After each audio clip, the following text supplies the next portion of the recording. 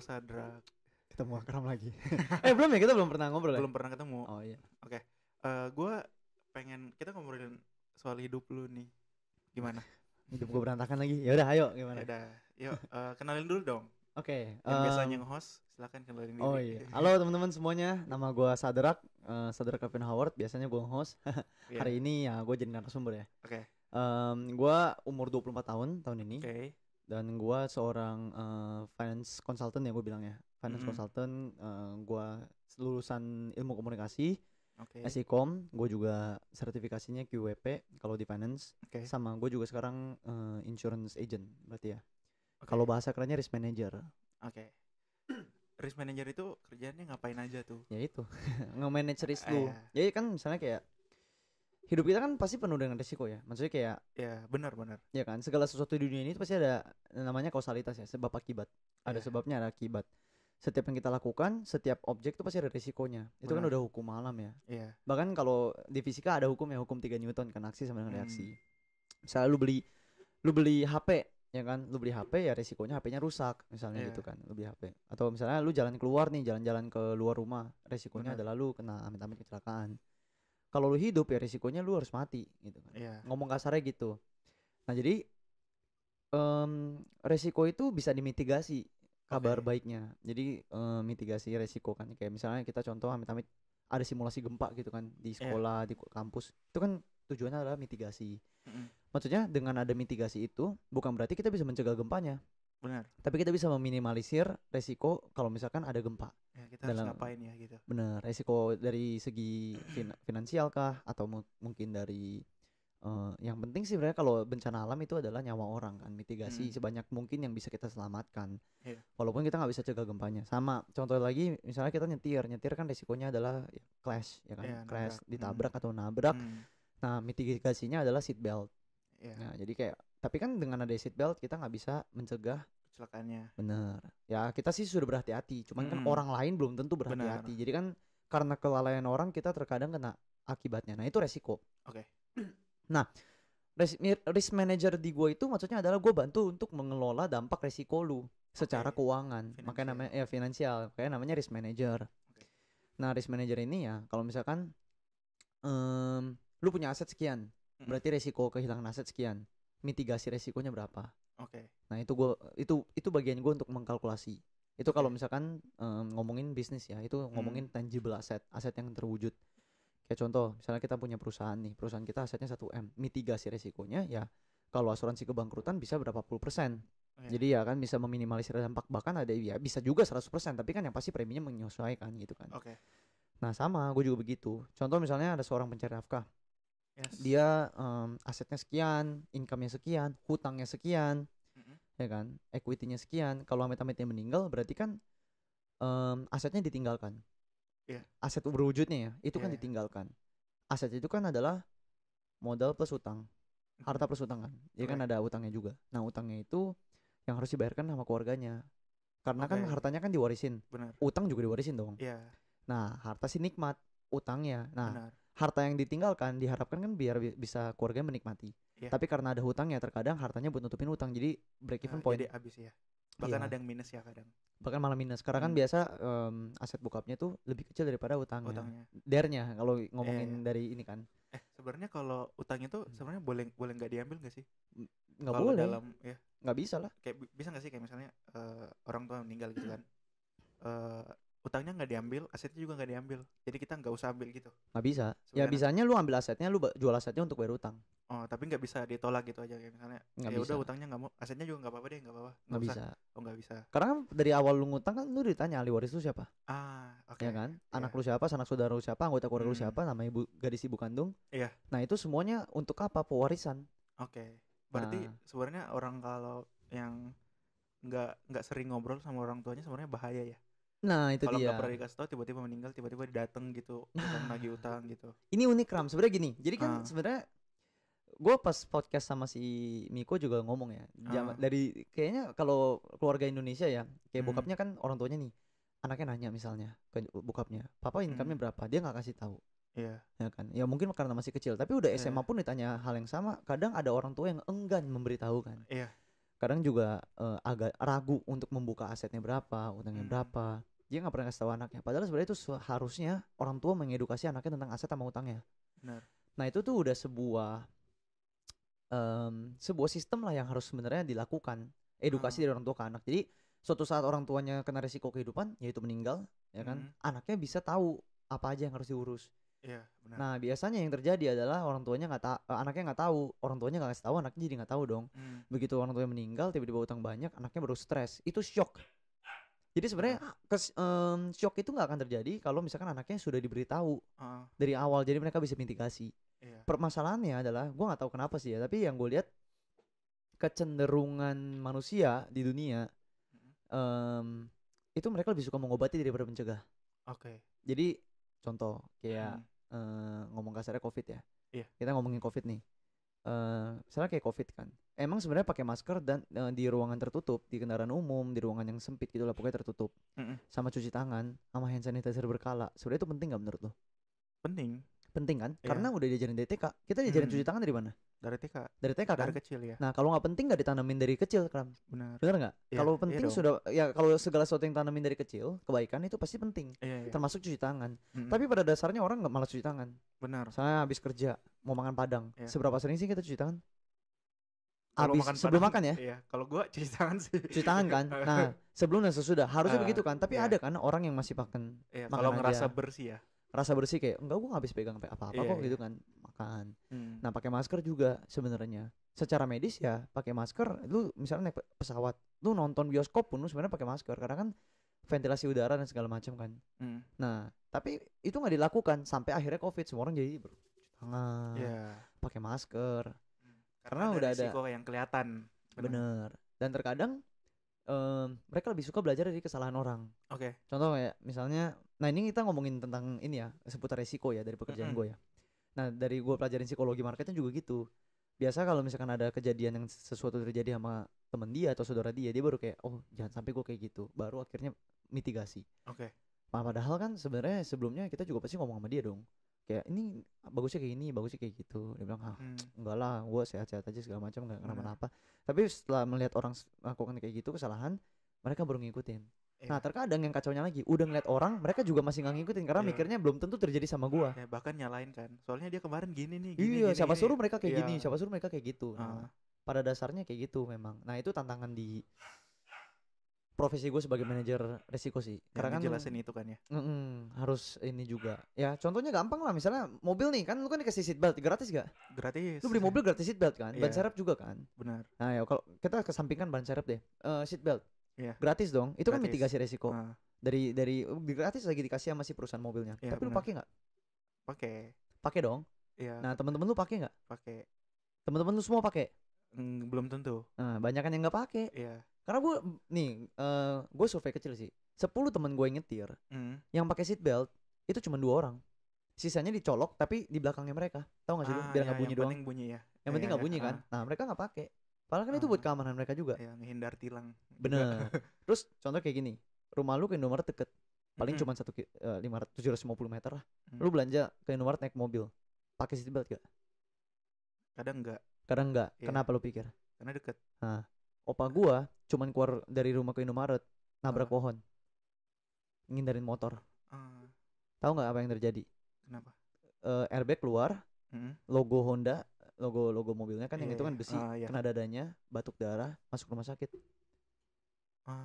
Itu nggak nyampe 5 menit dia keluar rumah. Nah, jadi sebenarnya resiko kehidupan itu bisa nimba kita kapan aja. Mitigasi itu harus diterapkan setiap saat. Setiap kita ngelakuin hal itu kan. Benar. Nah, maksudnya poinnya adalah gini. Segala sesuatu bentuk mitigasi resiko yang dikasih gratis saja belum tentu kita pakai, apalagi yang berbayar. Nah, itu tantangan sebagai, ngomong gampangnya, insurance agent ya. Karena kan kalau risk manager kayaknya orang ini ya agak nggak familiar lah ya sama. Kalau agen asuransi kan semua orang tahu.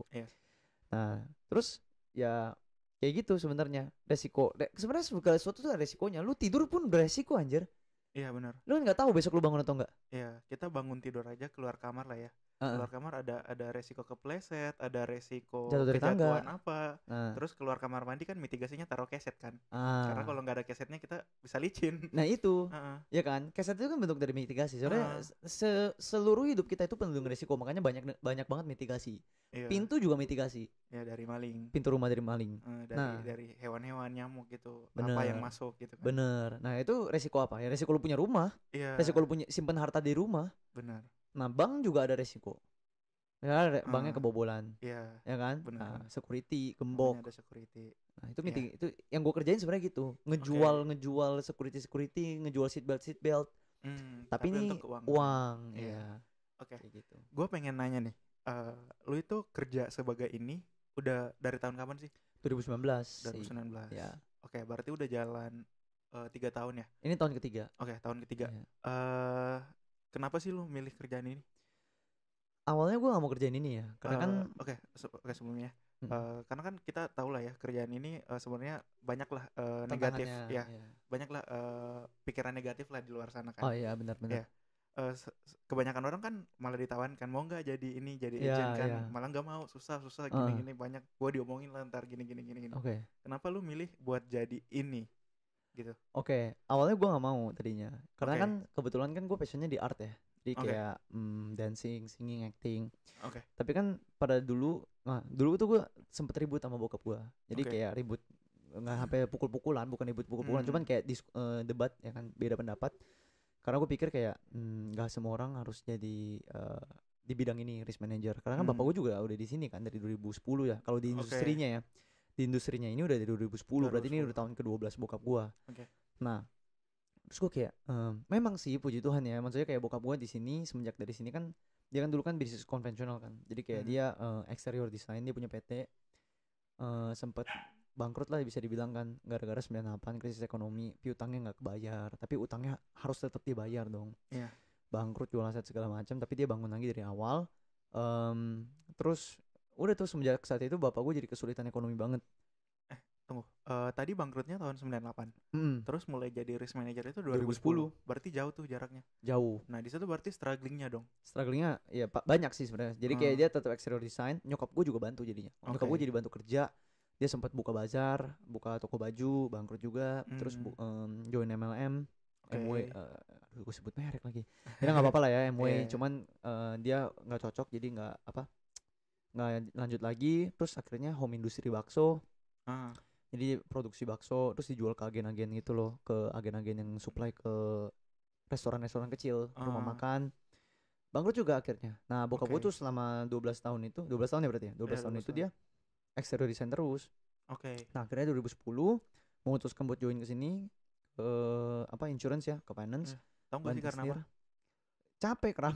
Nggak, maksudnya kenapa kepikirannya kesini kan udah struggling nih, dan udah tahu nih sebenarnya agent asuransi itu juga sebenarnya hal yang susah, atau emang ada background finance atau ada background komunikasi apa gimana? Gue baru ingat nyokap gue juga pernah sebelum dia MLM.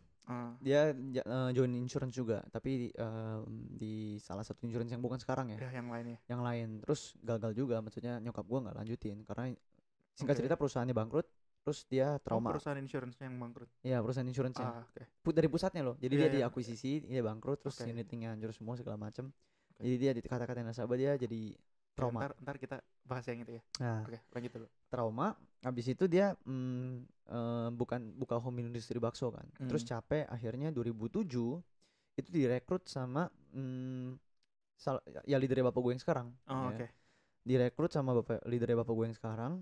Itu terus akhirnya dia sekarang satu gereja jadi sering ketemu.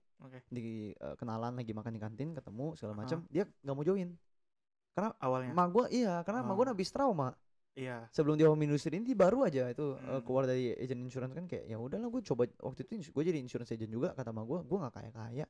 Nah terus kan akhirnya si leader bapak gue ini dia buka income-nya segala macam, gila, tapi ini kok beda ya, kok dia gede banget ya income-nya ya.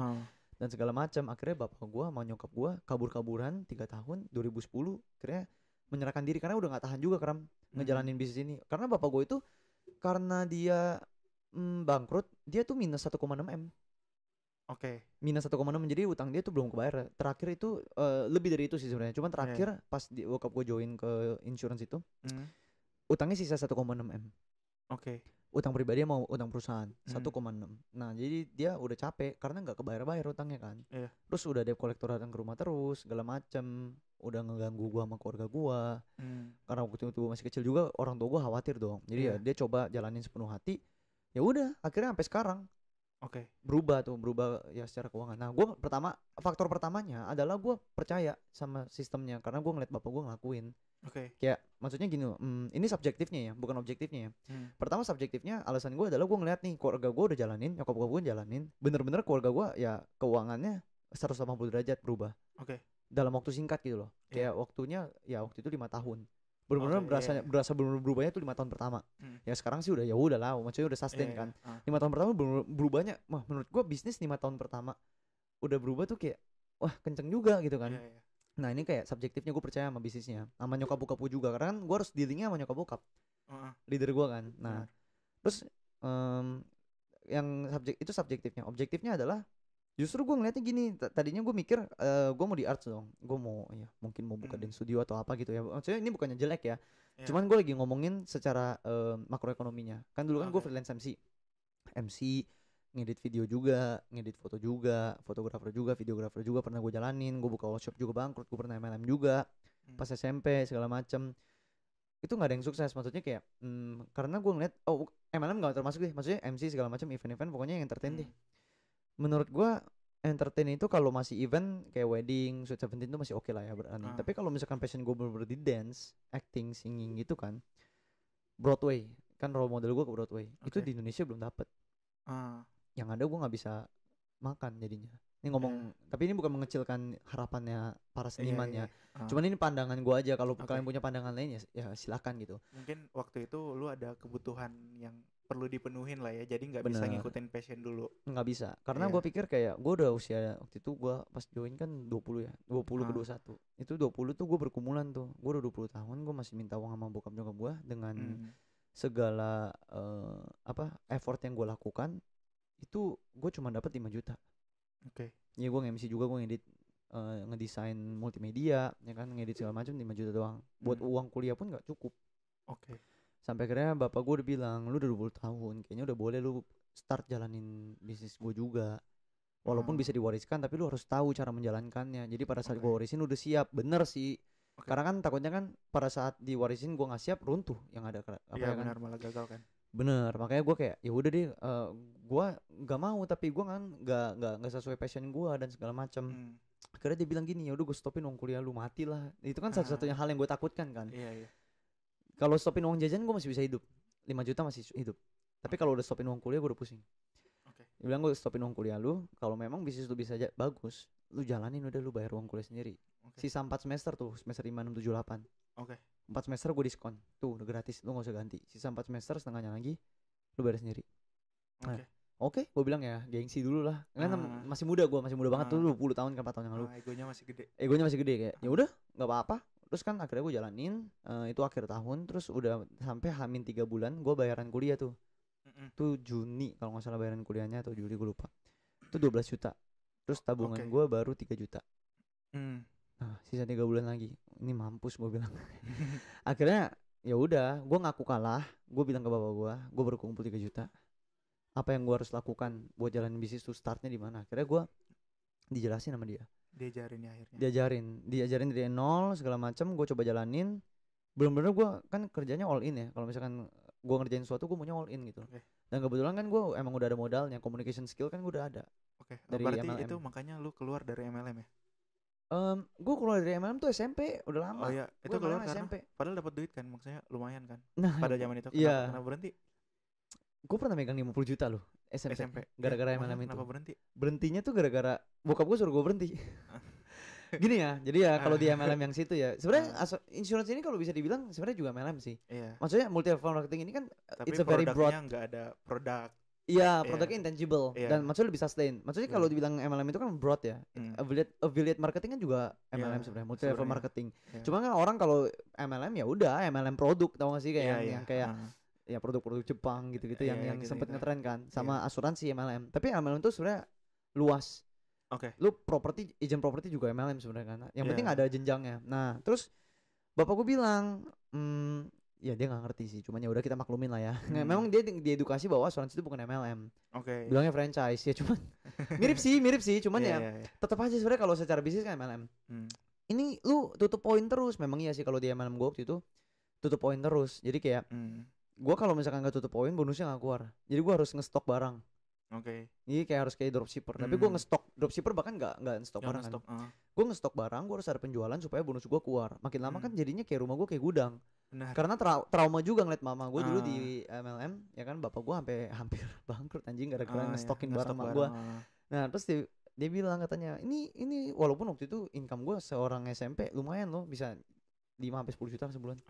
Terus kayak ini lumayan ini pas segala macam, gila lu ya, gue udah usaha. Nggak bersyukur anak-anak lain, sampai gue gituin bapak gue, anak-anak lain pulang sekolah main futsal, gue pulang sekolah naik angkot ke stokis, gue bilang kayak gitu. Lu nggak bersyukur ya anak lu usaha, bukan kayak gitu, cuma papa takutnya kamu ditipu, upline kamu atau gimana segala macam kan. Terus kan gue naik angkot kan, takutnya gue diculik, dirampok dan segala macam. Terus kan gue big meeting terus, jadi gue pulang malam, suruh stop dipaksa. Gue sampai nangis akhirnya gue ke upline gue, si Ihang, si Ansel. Gue bilang sama dia, kok gue udah gak bisa lanjut nih kok, bapak gue mau bunuh gue bilang kayak gitu.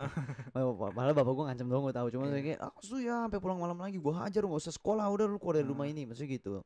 Dia takut sekolah gue keganggu. Akhirnya gue nangis ya. Ko Ihang bilang ya udah kalau misalkan udah masalah bokap mau gimana. Akhirnya gue berhenti. Gue berhenti, gue tinggalin si Dennis tuh. Dennis kan downline gue kan. Gue tinggalin tuh si Dennis tuh. Dia masih lanjutin, gak lama dia juga berhenti. Akhirnya udah berhenti, udah jiwa bisnis gue udah hilang. Karena kan gue pikir kayak gila, gue udah capek-capek disuruh fokus sekolah, ya udahlah gue udah malas mulai lagi. Gue nganggur sampai SMA 3. SMA 3 gue coba buka online shop, belum nyampe sebulan bangkrut. Online shop apa tuh? Baju. Gue bikin brand kecil namanya Cepu. Waktu itu kan kata cepu tuh lagi trending gitu. Tapi laku nggak? Sempat laku nggak? 2 penjualan, habis itu gue bangkrut. Karena kan sebenarnya supplier gue dari ini kan Cina sebenarnya. Jadi gue kongsian sama kuku gue, maksudnya kayak gue kerjasama sama kuku gue ada online shop sendiri. Dia mah udah sukses online shopnya. Gue nebeng supply, jadi kan nggak bisa mesti minimal berapa lusin gitu. Kalau ngimpor kan, gue maunya 1-2 lusin, jadi gue nebeng di dia. Produknya. Gue nebeng di dia. Gue udah stok banyak. 1 bulan gue cobain, ya kan. 2 bulan 3 bulan, yang bulan kedua bulan ketiganya nggak ada yang beli. Gue kasih orang, akhirnya bangkrut karena penjualan cuma bulan pertama doang. Itu cuma 2 penjualan anjing, gitu pusing banget gue. Terus kayak ya udahlah, gue nggak bakat nih kayaknya di bisnis barang. Nyoba di MC. Akhirnya MC. MC karena sayang kan komunikasi. Nah ini fakta uniknya, cuman udah kuliah ya di sini. Ini udah kuliah. Nah ini lagi nunggu kuliah, lagi di bulan SMA 3 ke kuliah. Nah jadi kayak fakta uniknya itu pada saat gue ikut MLM gue gak nyesel sama sekali, walaupun akhirnya gue keluar karena gue dipaksa untuk baca buku kan. Buku keuangan, buku self development, self development isinya leadership sama communication skill, sama psikologi. Ada juga tentang NLP. Nah jadi gue baca banyak banget tuh buku. Semua gue jadi, nah semenjak MLM tuh gue jadi suka baca buku. Baca buku banyak banget, walaupun gue baca buku speednya lambat karena gue kan ADHD ya sama disleksia. Jadi kalau gue baca satu tumpukan tulisan yang bergelumbul gitu, tulisannya bisa lari. Jadi gue baca lama banget gitu kan. Terus sampai harus akhirnya fokus, harus fokus. Nah akhirnya gue belajar untuk mengatasi itu SMA. Jadi ternyata gue baca pola. Gue bisanya apa sih, skimming yang namanya. Yang ini yang cepet ya, baca cepet ya, baca pola. Jadi gue gak bisa baca detail. Nah kelemahannya adalah gue gak bisa lihat detail kan. Cuman baca cepetnya gitu. Terus gue baca, gue ngomong, dan gue sering canvassing. Canvassing tuh kayak bahasa istilah kalau misalkan gue lagi di mall, ada orang sendiri, gue akan tanya dia, ajak ngobrol, gue tawarin produk. Jadi mental gue kenceng lah, ibaratnya gak tau malu gitu kan. Selesai dari MLM itu gue dilombain terus pas SMA 1 sama sekolah gue. Dilombain debat Inggris. Debat Inggris, storytelling Inggris sama speech.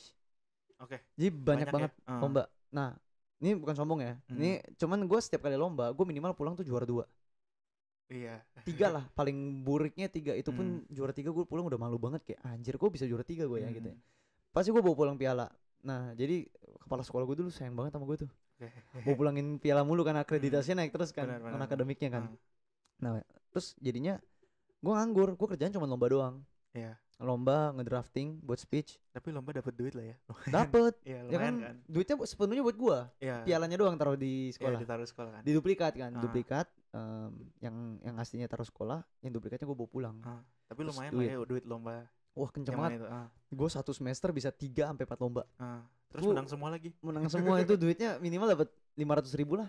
Kalau storytelling kan dapatnya bisa 3 juta. Iya. Gue pernah tuh storytelling juara 1. Tapi kan bagi-bagi kan. Kalau storytelling sendiri lah. Ya storytelling ya. Iya, 3 juta. Set. Wah, asik. Kalau debat kan 3 juta bagi 3. Bagi 2. Bagi 4 biasa ada cadangan kan. Iya. Ada cadangan biasa, tapi yang cadangannya cuma dapat setengahnya. Bagi 3 atau bagi 2? Kan ada Asian Parliamentary sama British Parliamentary. Oh iya, benar. Yeah. Ada yang Asian sama British kan. Yeah. Jadi ada yang 3, ada yang 4. Ada yang 2, ada yang 3. Yeah, Nah, kalau yang Asian gue dapat 3, bagi 3. Yeah, kalau yang British bagi 2. Bagi 2. Jadi tuh duitnya dari lomba doang. Terus ya udah, kerjaan gue cuma nongkrong di Ropang, main PS gitu-gitu, nonton. Karena ya belajar Inggris dari sana. Iya, benar. Kayak gitu doang kerjaan gue. Sampai SMA 3 lulus. Nah itu gue bikin bisnisnya yang bangkrut itu. MC. Akhirnya gue event-event MC. Nyoba MC awalnya gimana? Gue dari dulu emang udah suka MC sih. Dari kelas 10 gue udah suka MC. Gara-gara ngeliat ditawarin gitu ya? Iya, kelas 10 kan gue udah diundang sama kakak kelas gue buat Sweet Seventeen. Gue ngeliat kayaknya MC Sweet Seventeen seru banget gitu kan. Nah semenjak saat itu gue sama teman gue namanya Alberto Fernando. Kakak kelasnya Denny juga, jadi tahu si Nando. Gue sama Nando ini sering MC di acara-acara sekolah, Valentine, Sinca gitu-gitu loh, Imlek ya kan. MC, kocak yang MC berdua ya. Dia role modelingnya adalah kakaknya juga dulu MC di grup VO gitu kan. Wah, MC terus. Akhirnya kita janjian untuk masuk LSPR demi belajar MC doang. Nah akhirnya kita MC SMA 3 selesai. Ya udah, pas SMA 3 selesai kita apply di IO. Apply di IO, jadi kru dulu. Terus pelan-pelan kita minta jadi MC. Udah jadi MC Sweet Seventeen. Lama tuh? Kagak, setengah tahun. Setengah tahun gue udah jadi MC. Karena memang maksudnya jadi MC-nya lama. Oh lama, itu gue 2 tahun setengah kayaknya jadi MC. Sampai 2000, terakhir gue MC itu 2020. Dari 2016. MC tuh udah jadi sweet spot lah zaman itu. Sweet spot banget, bener-bener. Dan itu nyayur, karena gue setiap minggu bisa dapat job minimal 1. Jadi gue sebelum bisa dapat 4. Nah itu nyayur banget. Waktu itu gue MC dibayar 1,5an lah. Bisa lebih. Terakhir sih 2,5 juta ya rate gue harusnya. Berarti minimal gue tuh sebulan gue 6 juta. Jadi seharga UMR, tapi gue kerja cuma 4 hari. Wah itu udah bener-bener nyayurnya minta ampun, Kram. Terus kenapa berhenti? Gue berhenti karena 2020 kan pandemi. Oh iya. Terus 2019 kan gue join insurance, jadi gue gak terlalu fokus lagi. Nah itu kan karena freelance juga panggilan kan. Iya. Ya gue kalau nggak, ya gue lebih fokusin ke sini dulu. Benar. Nah akhirnya gue stop karena ya udah di sini udah kerja. Cuman kalau ada panggilan gue masih terima kadang. Bukan karena duitnya ya, karena gue kangen aja MC gitu. Benar. Lucu sih, emang seru sih. Berarti tadi balik ya ke momen yang lu diajarin jadi agent sama bokap. Nah itu yang lu diajarin apa sih? Maksudnya basic-basicnya apa? Langsung jualan apa gimana? Produk dong. Ya produk, terus cara jualnya gimana, presentasinya. Lu belum mengerti finance apa udah suka? Belum. Sama sekali buta gitu sama finance. Buta. Sebenarnya gue tuh sukanya sama angka sebenarnya.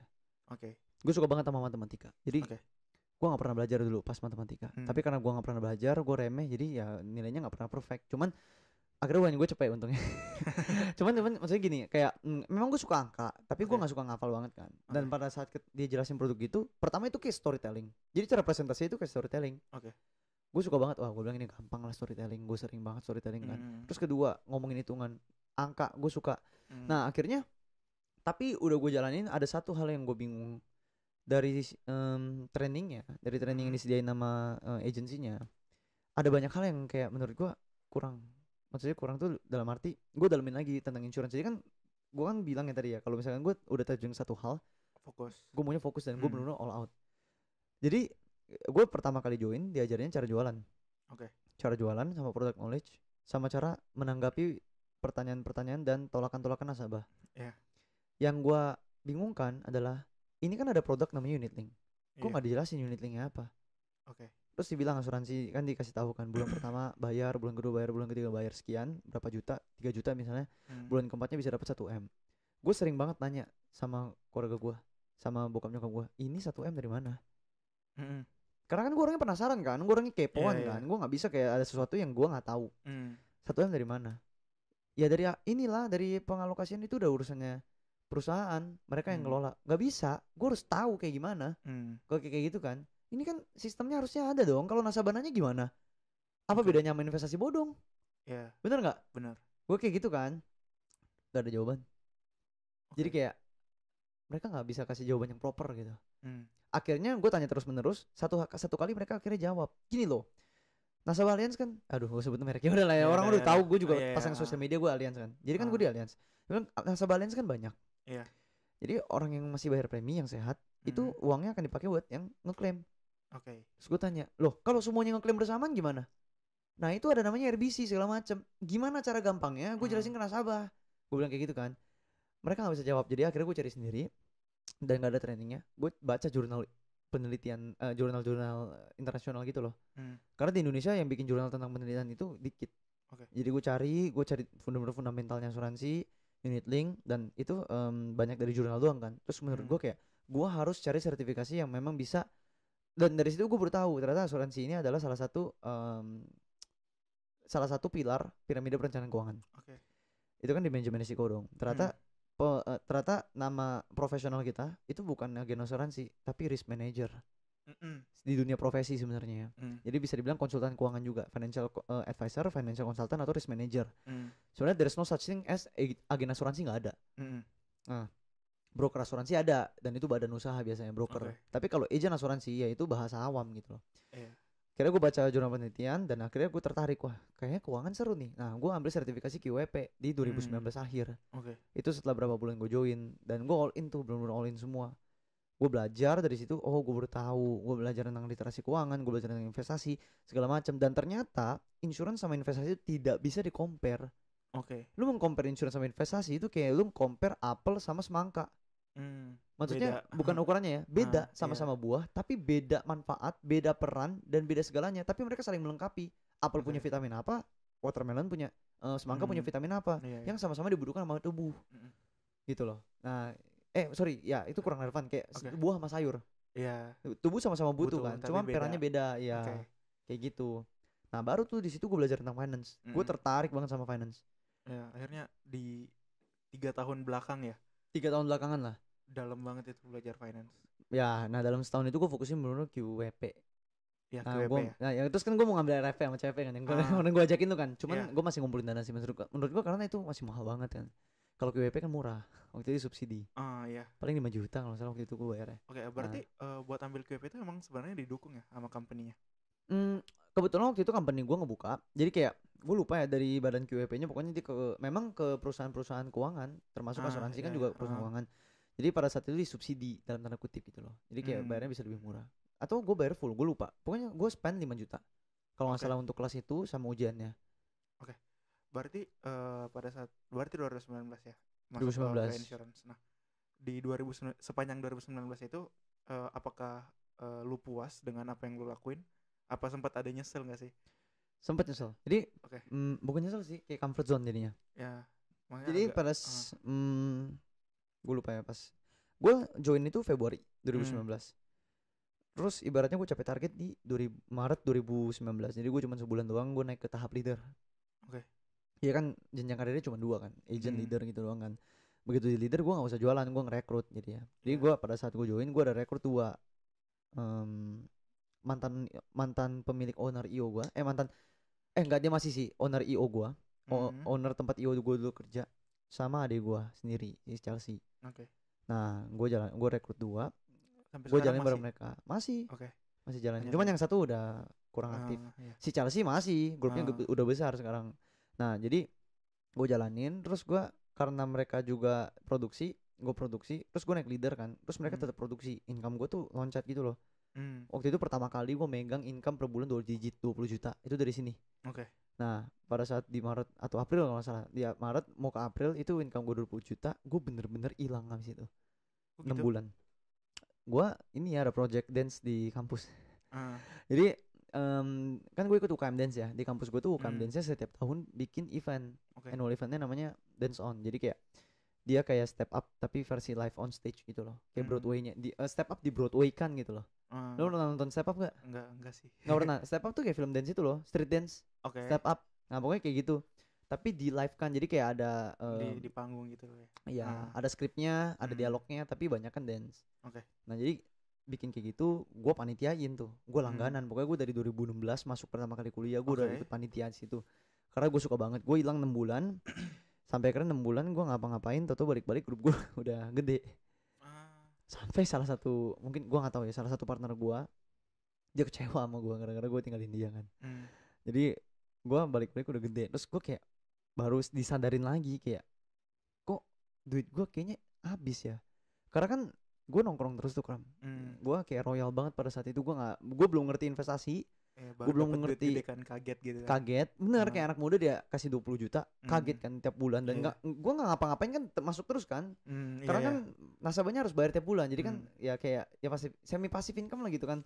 Nah jadi kayak gue pakai uangnya buat hura-hura mah rusuh buat hura-hura gitu kan. Gue nggak sediain dana darurat, gue nggak ngatur cash flow gue. Pokoknya gue pakai buat yang aneh-aneh deh, pokoknya deh abis. Nah pas abis terus gue kayak mikir, gila ya gue nggak ada sisa uang, proyeknya udah kelar nih. Terus gue pikir gila ya gue nggak pernah nabung loh. Baru akhirnya gue balik lagi sadar, karena bapak gue juga udah ngocehin gue sih, gila ya lu baru segitu aja udah puas, belum 100 juta dibilang per bulan. Kalau gini caranya lu gak bakal sukses. Gila, bapak gue sih ngomong jahat sih mulutnya. Cuman omongannya bener semua Kram. Kalau nggak gitu gue gak kejedot. Iya bener juga ya. Terus uang gue kan boros banget.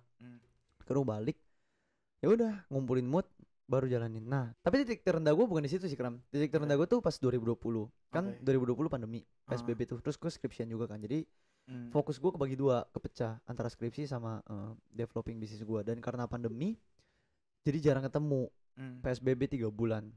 Nah ini kan human business ya, maksudnya kayak modalnya kan nggak ada. Maksudnya modalnya intangible. Modal financial cuman apa sih? Cuman bayar lisensi sama iPad. Nah sama optional sih. Kalau gue optional jatuhnya ambil QWP itu optional buat investasi, naikin kredibilitas gue. Asetnya mah timnya itu ya.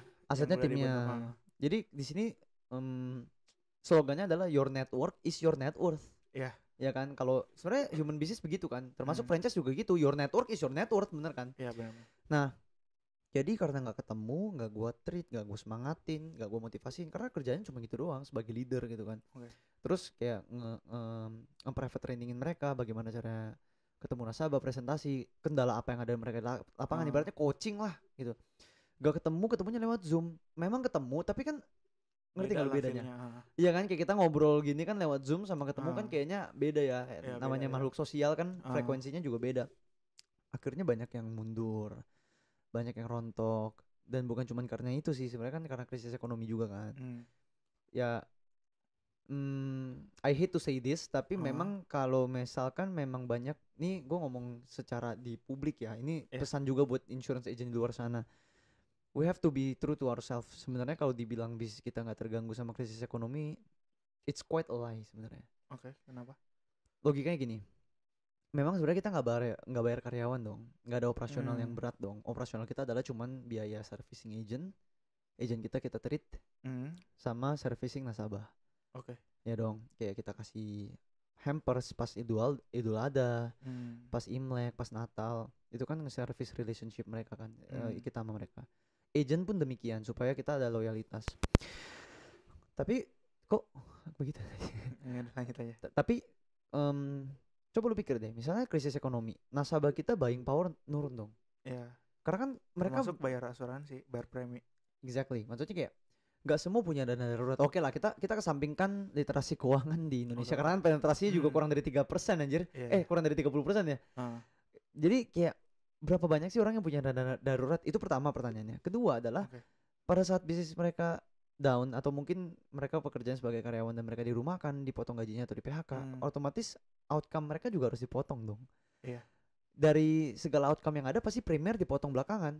Sandang pangan papan dipotong belakangan. Yang bisa yang setelahnya itu yang dipotong dong. Benar. Ya termasuk insurance. Nah, nasabah pasti ada yang lapse. Ada yang lapse itu maksudnya kayak polisi dibekukan karena telat bayar. Dan segala macam. Nah, itu terjadi juga di beberapa tim gua. Jadi sempet income turun ya. Jadi di situ gue titik terendah dan gue merasa kayak gila, tim gue rontoknya banyak banget loh, bener-bener kayak sisanya tuh cuma 30% dari total semuanya. Dulu grup gue itu kalau nggak salah 150 orang. 150 orang dan itu yang terdaftar dan aktif ya. Grup ya itu bukan yang gue rekrut, jadi kayak udah ibaratnya generasi keberapa ya. Itu sisa 30%. 30% itu berarti berapa? 45 orang, 50 orang. Enggak nyampe 50-an. Ya, 40-50 segitu doang. Dan itu ngedown banget sih gue. Kayak gue pikir ini bisnis paling sustain. Bapak gue mah gak keganggu. Maksudnya bapak gue mah dia income-nya nambah anjir malah. Kalau gue kan sebagai leader kecil ngomong kasarnya kan, keganggu banget karena kan marketku juga anak muda Kram. Iya kan, banyak anak muda dan juga yang masih keluarga kecil. Kalau bapak gue yang marketnya orang-orang settle, yang kalaupun ada krisis mereka nggak keganggu bisnisnya. Ya udah aman lah keuangannya sebenarnya. Iya, di situ gue sempet ngedown dan gue ngeliat kayak gila, bapak gue sustain, nggak keganggu, malah income-nya naik. Kok income gue sempet turun, rontok-rontok. Gue bukan nggak percaya sama bisnisnya sih, lebih kepada gue ngeliat kok gue orang gagal ya. Karena lu tau gak sih mental yang kayak lu SMP, SMA, lu lomba selalu menang. Lu mau apa lu selalu dapat. Dan dulu kan gue ya bandel lah ya, cowok bandel. Maksudnya ya walaupun muka gue pas-pasan cuman kayak gue ngejar cewek selalu dapat loh. Maksudnya gitu kan ngomong kasarnya ya. Maksudnya kayak itu hal lucu sih, hal bercandaan. Cuma maksudnya kayak itu yang ngebikin otak gue tuh mindsetnya kebentuk kayak biasa. Gue dibiasakan menang, ngerti gak lu? Gue terbiasa menang. Sekalinya gue menghadapi kekalahan itu kan ibaratnya di tahun itu adalah tahun kekalahan ya. Kena mental. Gue kayak gila, gue gak pernah ngerasain kalah weh. Di saat itu gue gak pernah ngerasain kalah. Itu udah tahun keberapa? Udah berapa tahun semenjak gue ngerasain kekalahan. Terakhir gue ngerasain kekalahan tuh pada saat gue kelas 7 sampai akhirnya kelas 7. Karena gue kelas 1 SD sampai kelas 7 kelas 1 SMP gue dibully kan. Itu gue ngerasa gak pernah menang. Nah abis itu gue menang-menang terus. Terus kalah lagi, gue merasa trauma atau gak lu, kayak balik lagi kayak gila gue kalah lagi dalam hidup gitu loh. Gue merasa gagal banget. Gue ngerasa bangkrut kayak Cepu All Shop. Cuman ya Cepu All Shop gue itu cuman iseng doang sih. Jadi gue gak fokus juga bangkrut, gue gak masalah. Gue gak merasa itu kekalahan, gue merasa itu kayak gue cuma iseng sih. Nah di situ tuh gue bener-bener udah keluarin effort banyak banget, usaha yang diusahakan dan itu down. Dan itu di situ gue mentalnya kena banget sih. Nah itu juga, 2020 juga itu pertama kali gue kenal sama pasar modal, market kan, saham kan. Di situ akhirnya gue ngambek sama diri gue sendiri kayak anjir lah, udahlah gue take a break dulu. Gue alasannya gue skripsi, gue kabur. Sebenarnya gue pada saat itu gue akuin gue pecundang sih. Kalau gue bisa time travel, gue gamparin diri gue, bilang pecundang lu, takut lu, lari lu, bukannya di settle malah lu kabur. Alasannya skripsi. Gue blame skripsi dan gue ya udah, gue bener-bener trading scalping waktu itu gue. Berharap kayak gue bisa kaya dengan cara lain gitu. Ternyata nggak bisa juga, scalping gue juga kalah. Padahal belum belajar ya waktu itu, baru belajar. 2019 akhir itu gue udah sempet kenal tentang investing. Gue kan di QWP diajarin basic. Gue beli buku trading versus investing segala macam, gue udah belajar. Gue pikir kayak oh yaudah lah, gue waktu itu cuman belajar untuk invest sebenarnya, bukan untuk trading. Tapi akhirnya gue ngeliat kayak gitu keadaannya, gue coba scalping. Scalping gue juga belajar, gue nonton video YouTube. Gue kan join SSI, promosi, sekolah saham Indonesia. Gue join SSI, walaupun ya sebenarnya gue join member. Ya, awalnya gue buat nge-support Dennis, karena temen gue kan. Wih gila, temen gue ada yang create something big nih, gue support deh. Gue ikut kelasnya, setiap kelas gue ikut, gue join membershipnya. Dan gue juga ikut belajar kan. Kebetulan kan gue nge-support dan gue juga dapat sesuatu dari mereka karena gue bayar. Gue belajar, akhirnya gue ngerti. Terus gue pernah ikut trial classnya Astronaci gitu-gitu deh. Pokoknya kayak trial class trading ya gitu. Gue ikut-ikuti trading dan ternyata gue cobain scalping sempet cuan, tapi ternyata nggak bisa nutupin apa yang gue dapat dari si kerjaan utama gue. Di situ gue sadar investasi paling cepet dan paling gede returnnya adalah pada saat lu kerja. Active income. Jadi kan investasi itu kan nggak selalu comes in, modalnya nggak selalu comes in finance, monetary form ya kan. Gak selalu bentuknya uang. Usaha, tenaga, ilmu pengetahuan yang lu punya itu juga investasi kan. Jadi pada saat lu investing itu ke instrumen bisnis, itu returnnya paling cepet dan paling gede. Udah paling cepet, paling gede. Nah dari situ gue nyadar. Dan 2020 akhirnya gue kayak disemangatin juga sama nyokap gue kan. Nah biasa tuh lucunya gini, bokap sama nyokap gue nih dari gue.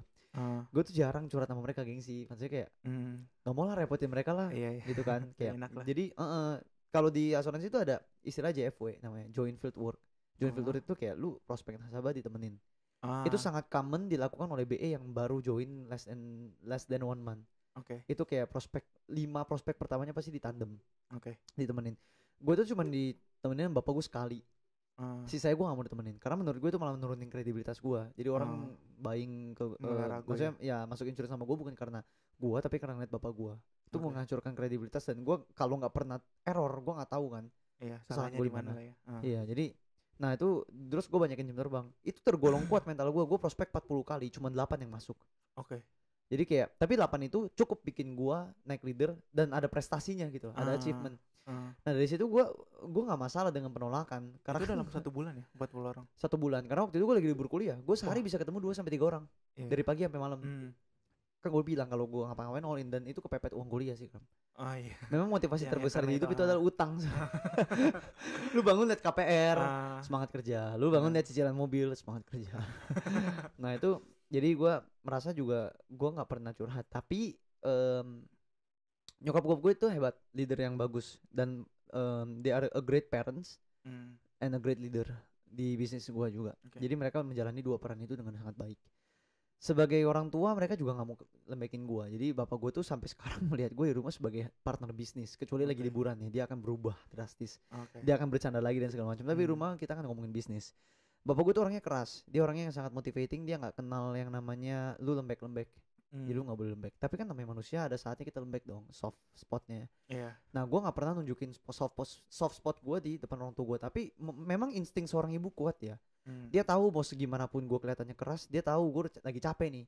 Dia ngomong, ayo kok bisa tenang kamu enggak. Jadi bapak gue tuh yang kayak gila lu ya, lu udah usia segini income-nya udah segini, lihat dong yang lain. Dia bandingin gue sama anak muda lain yang kurang lebih umurnya mirip gue dan income-nya udah jauh di atas gue. Gue awalnya gue kesel karena kayak gila lu nggak ada syukurnya ya dibanding teman-teman gue. Ini bukan sombong ya. Dibanding teman-teman gue, income gue paling gede loh. Maksudnya orang lain tuh orang tua lain ngebandingin anaknya sama gue. Bisa nggak lu kayak sadrak gitu kan? Tapi lu ngebandingin gue orang lain lagi kayak nggak ada puas. Tapi makin kesini gue ngelihat bapak gue tuh nggak pinter packaging message. Karena dia bukan SIKOM.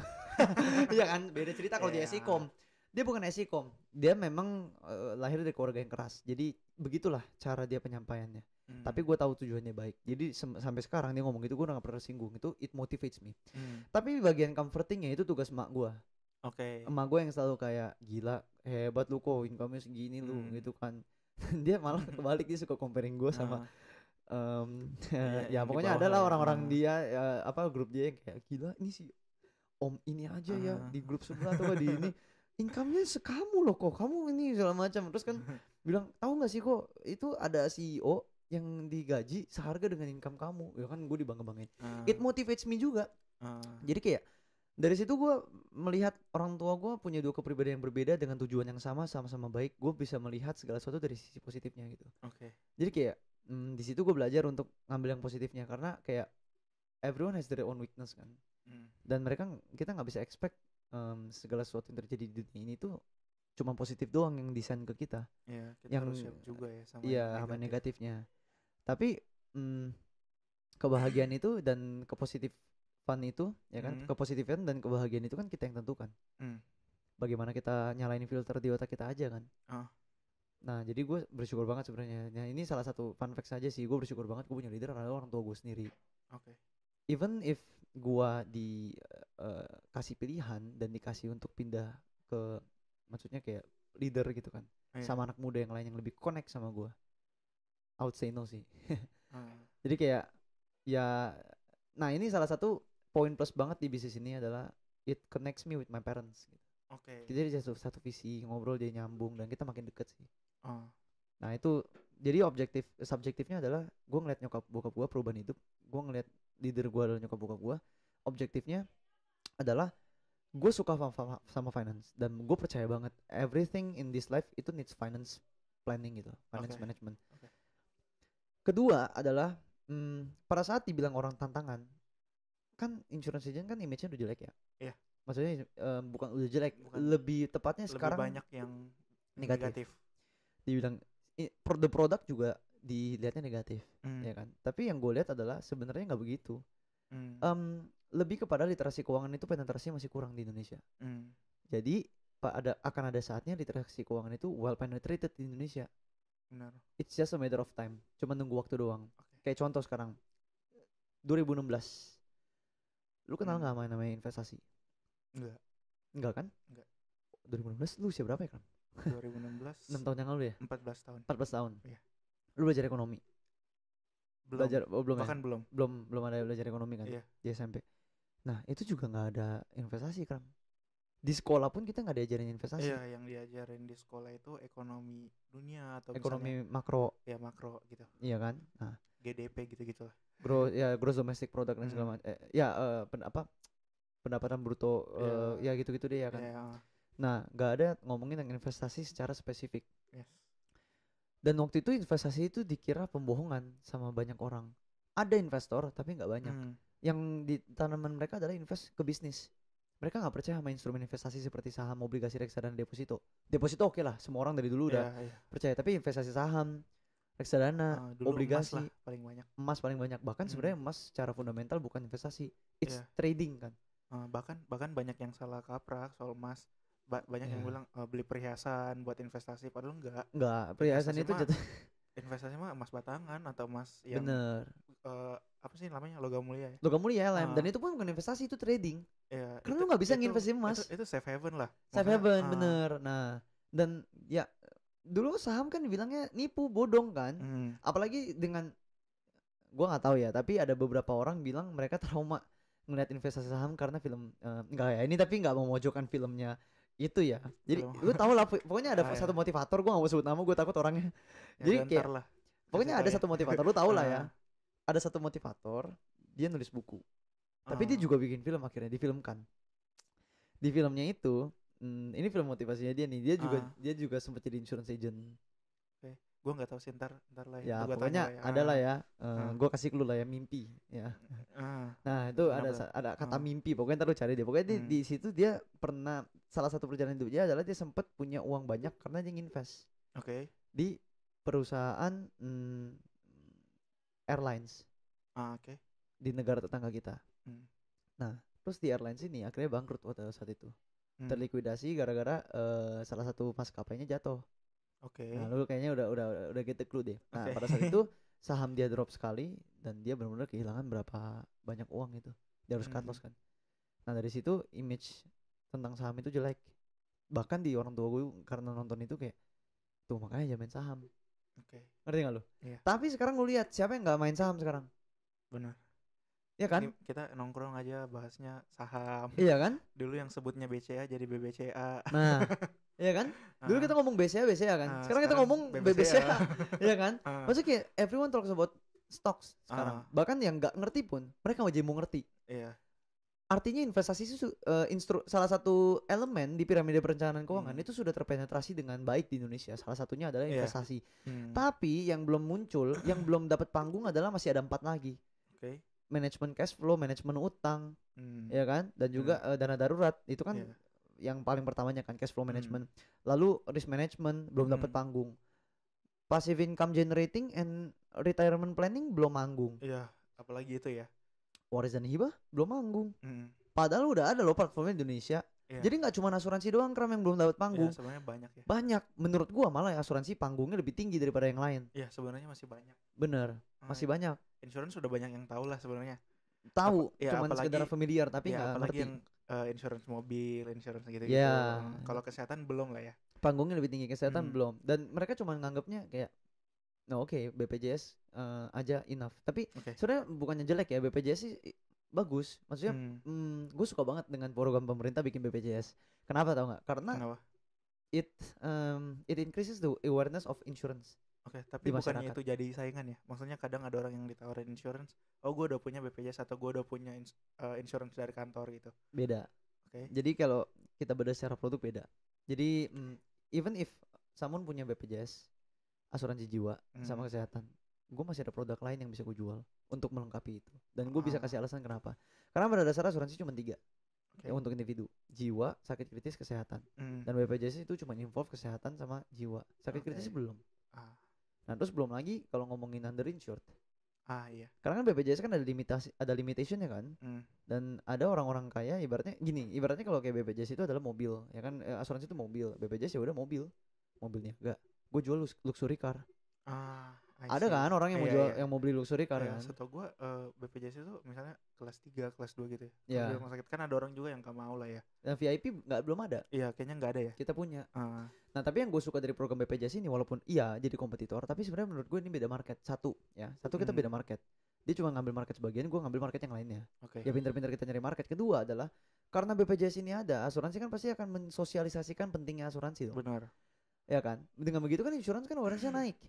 Benar, apalagi kan BPJS banyak yang diwajibkan kan di kantor, jadi orang mau nggak mau kepo nih, apa nih semuanya, jadinya belajar insurance. Dan akhirnya pada saat terus yang penting lagi pada saat udah ada experience, mereka udah ngeklaim, mereka ngerasain gila, walaupun diklaimnya cuma sebagian, enaknya tapi ya punya asuransi ya, di diskon rumah sakitnya. Nah, gua masuk tuh, lu punya BPJS bagus, di diskon karena rumah sakit lu, nah coba lu bayangin kalau rumah sakit lu bukan di diskon, dibayarin full. Kan nyari gua pasti. Jadi yang penting maksudnya adalah industri asuransinya tuh kedongkrak dulu. Benar. Dan ini yang edukasi pemerintah. Jadi kredibilitasnya ada gitu loh. Walaupun gue juga konten kan. Gue konten tentang edukasi asuransi, cuma kan gue siapa jir? Ya paling orang-orang terdekat gue doang yang tahu sekarang kan. Cuman kalau pemerintah satu negara langsung tahu. Dan semua orang diwajibin punya BPJS. Iya, apalagi yang kerja kan ya. Iya. Di kantor pemerintahan. Bahkan perusahaan swasta pun ada anjir. Sekarang lu mau nyicil rumah harus punya BPJS kan ya. Iya. Sebenarnya jadi wajib lah ya. Jadi wajib. Oke. That's BPJS kan. Sebenarnya gue ada banyak pertanyaan nih dari perjalanan lu tadi kan. Yang berhubungan soal asuransi. Nah, kan lu ngerasa tadi lu lumayan down di tahun 2020.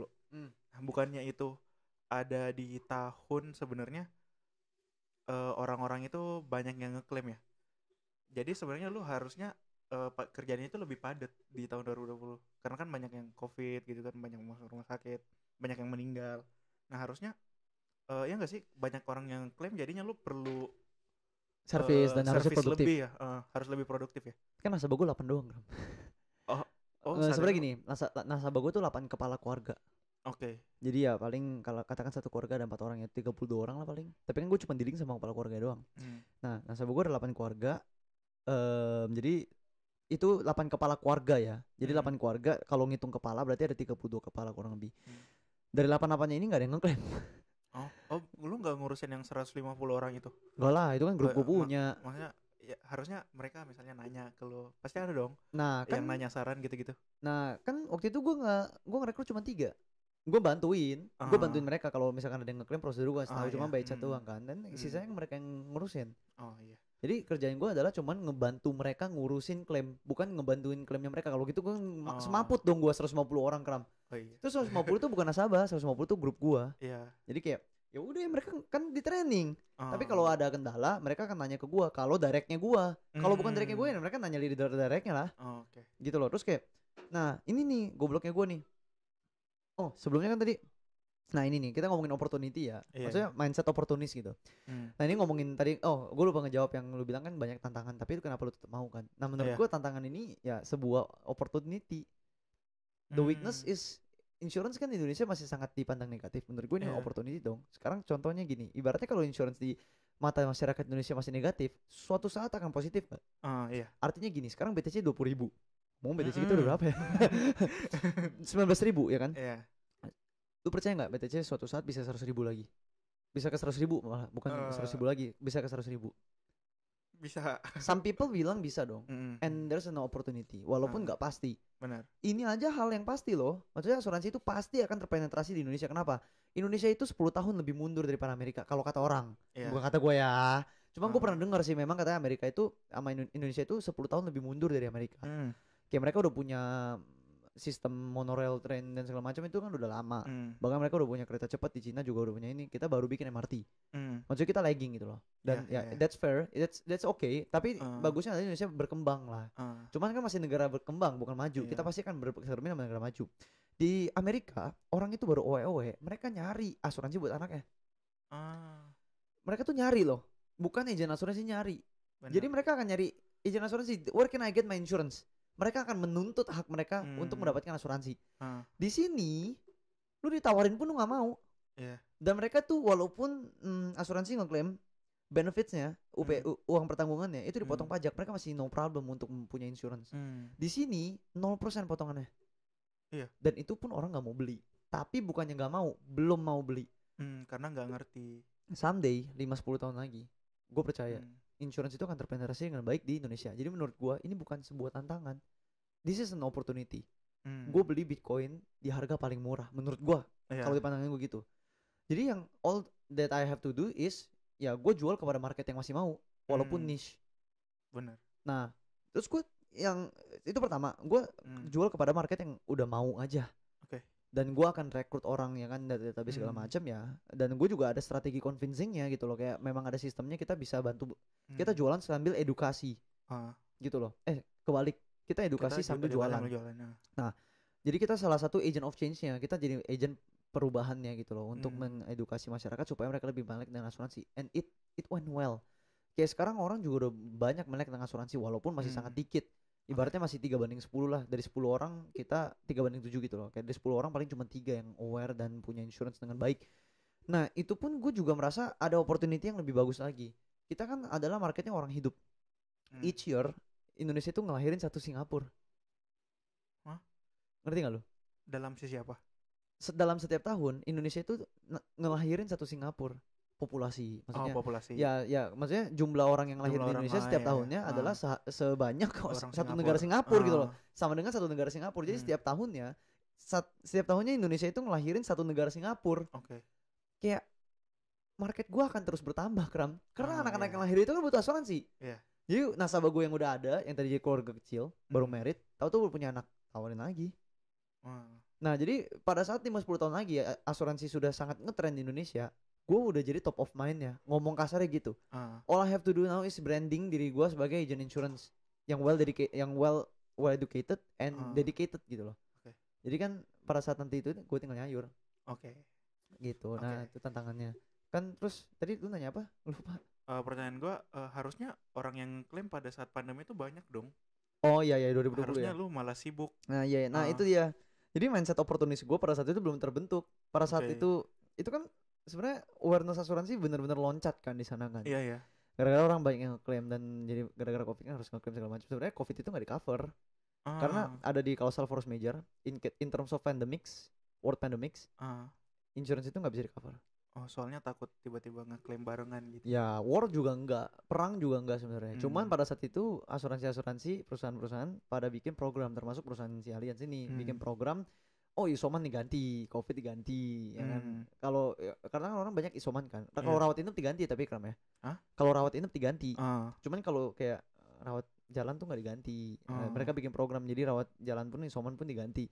Orang jadi tiba-tiba mau beli asuransi semua, ya kan? Terus itu it's a great opportunity sebenarnya, dan banyak insurance agent yang omsetnya melonjak di 2020. Cuman gua doang yang turun. Soalnya malah kabur ya waktu itu. Karena gua, nah itu mental gua gedeknya sama diri gue sendiri pada saat itu sih 2020. Mental gue lagi lembek-lembeknya di sana. Jadi gue ngeliat semuanya sebagai sesuatu yang negatif. Ini dia yang gue belajar dalam hidup, tau gak lu Kram? Sebenarnya ancaman pun bisa jadi opportunity sebenarnya. Kalau misalkan lu bisa perceive dengan perspektif yang benar gitu loh. Tapi pada saat itu ya mindset ya namanya juga hidup lah ya, mindset jelek, dan bapak gue sampai bingung sih sama diri gue. Omset dia naik, kenapa income gue turun, dan gue jadi nggak produktif gitu loh. Dan faktor mungkin karena di rumah terus 3 bulan, kerjaan gue ngapain tuh lu? Ngapain? Skripsian, udah selesai skripsian gue capek, gue main game sampai pagi. Terus bangun skripsian lagi, main game lagi, skripsian lagi. Terus sampai akhirnya gue coba nge-gym juga, program yang gue bilang gue naik 5 kilo.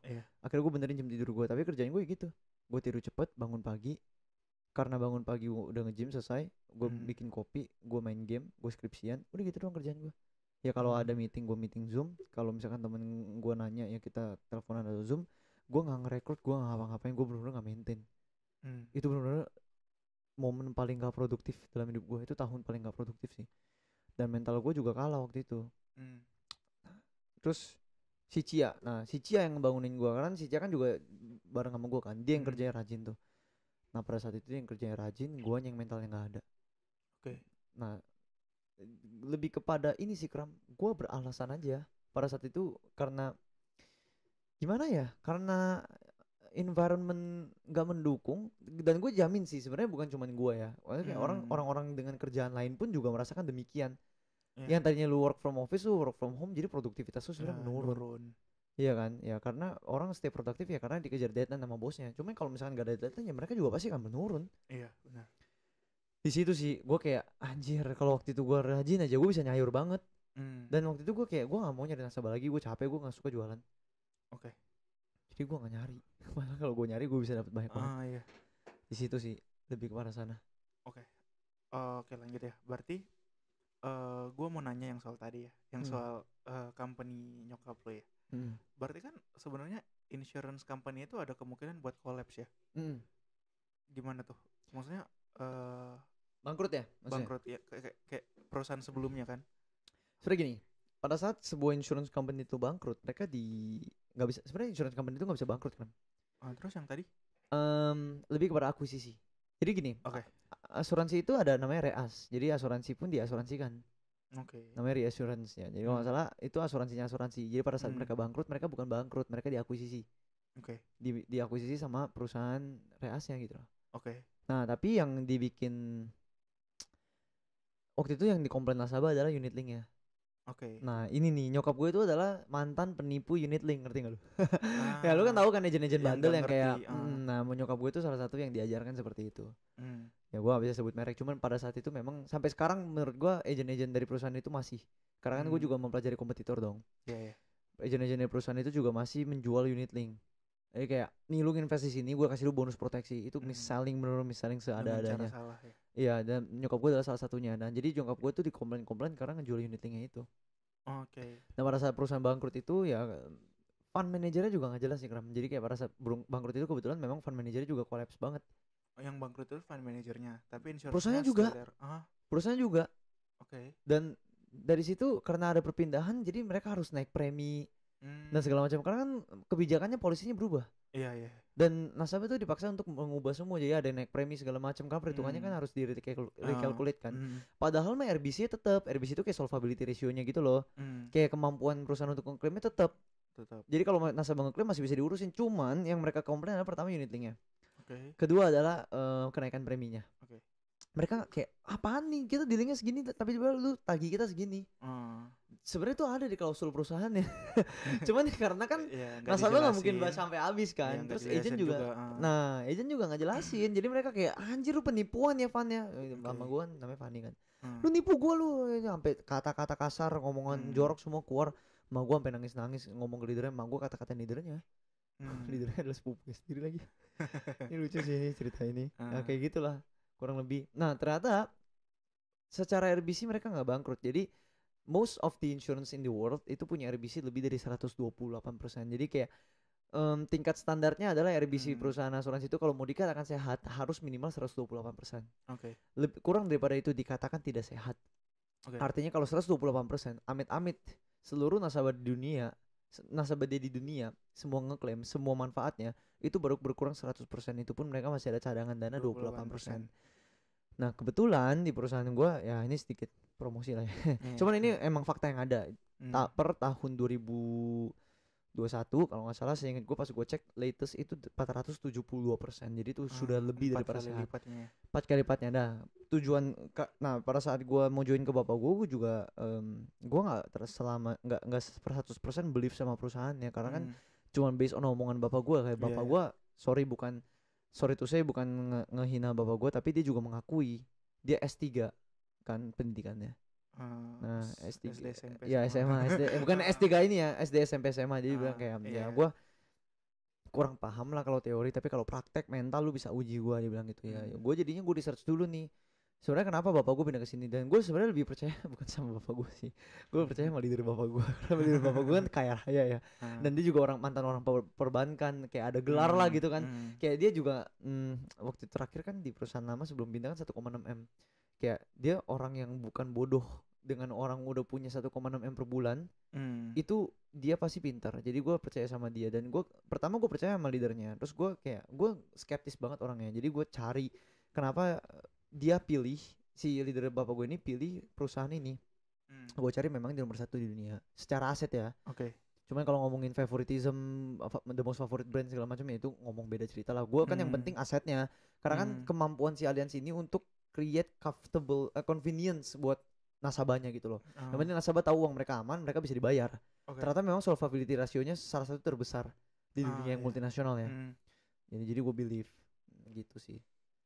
Mungkin buat nutup nih yang terakhir, dari seluruh kejadian yang ada di hidup lu, boleh nggak sih ngasih wejangan ke teman-teman semua, maksudnya one tips gitu, yang lu masih pegang, yang prinsip atau apa gitu yang lu masih pegang sampai sekarang dari semua kejadian hidup lu? Menurut gue gini sih, hidup itu pilihan ya, maksudnya ini klise sih, tapi memang hidup itu pilihan. Satu-satunya yang kita nggak bisa pilih adalah kita lahir. Karena kita lahir itu kita nggak bisa milih, itu kan konsekuensi dari orang tua kita melakukan hal-hal yang seperti itu kan. Sebagai konsekuensinya mereka punya anak, jadi kita nggak bisa milih kita lahir atau nggak dilahirkan. Dan kita juga otomatis nggak bisa milih dilahirkan di keluarga yang mana. Akhirnya gue pelajarin bahwa hidup ini semuanya serba pilihan, dan life is a choice and life is a choice that we make. Maksudnya life is a choice and how our life is a choice we make. Jadi kayak hidup kita tuh memang pilihan, dan bagaimana hidup kita itu adalah pilihan yang kita, bagaimana hidup kita sekarang itu adalah pilihan yang kita ambil. Kalau misalkan hidup lu buruk, ya it's on you, it's not on others people gitu. Lu nggak bisa blame orang tua lu miskin, lu nggak bisa blame karena keadaan lu seperti ini gitu loh. Kayak gue banyak banget belajar quotes, dan sebenarnya semua intinya adalah semua itu pilihan gue. Kayak contoh quotesnya Jackie Chan ya kan, don't let circumstances change you, but you change your circumstances gitu kan. Pertama adalah jangan salahin, itu kan intinya jangan salahin keadaan. Lu nggak bisa biarin keadaan merubah lu yang berubah keadaan lu justru kan. And then you don't have to start to be great. You don't have to be great to start. You just have to start to be great. Nah itu ya itu pilihan lu gitu loh, kayak lu mau leha-leha, maunya start big, nggak mau start small karena gengsi, itu pilihan lu. Kayak tadi gue juga untuk grup gue rontok, gue nggak bisa bilang kayak grup gue sih emang mereka orang malas, nggak bisa bilang kayak gitu, ya salah gue lah. Kenapa gue nggak bisa bina mereka dengan baik gitu loh. Intinya adalah not everything is in your control, but please control everything that you can control. Gitu kan. Jadi lu sukses, lu enggak, it's your choice gitu. Kayak gue milih untuk hidup sukses. Pada saat gue gagal, gue milih untuk bangkit. Ada orang gagal milih untuk nyerah. Ada kan? Ada. Gue gagal milih untuk nyoba lagi. Yang membedakan orang-orang sukses sama orang gagal kan cuma itu, pilihan yang dibikin kan. Jadi if you make poor decisions, you will be poor. Gitu. Makanya ada quotes ini gak sih, pernah denger gak sih? Kalau lu lahir miskin itu bukan salah lu, tapi kalau lu mati miskin itu sebenarnya salah lu. Benar. Benar banget. If you were born poor, it's not your fault. But if you die poor, it's your fault gitu. Apalagi kalau lu lahir kaya lu mati miskin, nah itu udah sepenuhnya salah lu malah. Iya kan? Itu malah ngehancurin yang udah ada kan malah. Bener. Dan satu lagi sih yang gue pelajarin sih. You cannot control everything, but you can control what's within you. Jadi kayak lu nggak bisa ngontrol orang jahatin lu nggak bisa ngontrol krisis ekonomi, tapi lu bisa kontrol apa yang lu lakukan, lu bisa kontrol mindset lu. Dan biasanya orang nanya kan, lu you're so full of energy gitu, kayak lu energi banyak banget sih dan lu selalu positif. Lu kadang terlalu positif malah. Kenapa begitu? Ya otak gue filter positif. Jadi kayak gue cuman take what is positive, gue buang yang negatif. Supaya nggak kehilangan opportunity kayak cerita lu tadi ya. Iya benar. Jadi ya gue ada opportunity, gue ambil aja. Gue nggak peduli konsekuensinya apa, itu belakangan. Yang penting ada opportunity gue ambil. Asal benar ya. Cuma bukan opportunity untuk nipu gitu kan ya. Kan balik lagi filternya yang positif. Paling itu sih menurut gue. Prinsip hidup gue. Thank you Sat. Udah datang ya, emang lagi. Kan emang udah di sini. Yang gue udah datang emang gue di sini. Ya udah, thank you. Di mana bisa cek Instagram lu? Sadrak 17. SADRAKH. Di sini 17. Ya. Di sini nanti. Siapapun yang edit ntar. Ya. Lu kan yang edit kan. Sadrak 17 sama TikTok gue juga Sadrak 17. Boleh cek TikTok Sadrak. Sadrak 175 sorry yang TikTok. Buat nanya-nanya soal finance atau insurance boleh ke Sadrak. Boleh. Baik kok, agentnya nggak nipu lah. Lu nggak beli pun nggak apa-apa, lu nanya aja, gue jawab. Lu ngambil sama orang lain gue juga nggak marah kok. Yang penting ya lu nilai sendiri lah siapa yang baik. Cuman yang pasti yang gue lakukan adalah gue konsultasiin karena konsultasinya gratis, gue nggak akan maksa untuk beli. Lu beli sama orang lain terserah, yang penting lu konsultasi, yang penting lu punya insurance deh. Oke. Gitu menurut gue. Yes. Thank you Sat. Udah. Thank you. Thank you Kram. See you. Bye bye. See you in the next video. Bye.